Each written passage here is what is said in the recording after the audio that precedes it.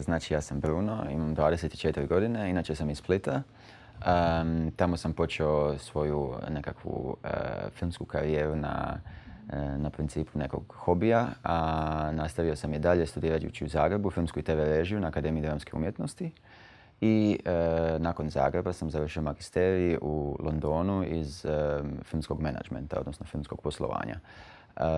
Sad se trenutno nalazim u Londonu gdje živim i radim u jednoj produkcijskoj kući, a paralelno zajedno s time kao nekakav svoj hobi i nešto iz duše radim na Pula Film Festivalu i pokrenuo sam Brač Film Festival. Brač Film Festival započeo sam 2015. godine zajedno sa svojim tadašnjim kolegama na Akademiji u Zagrebu.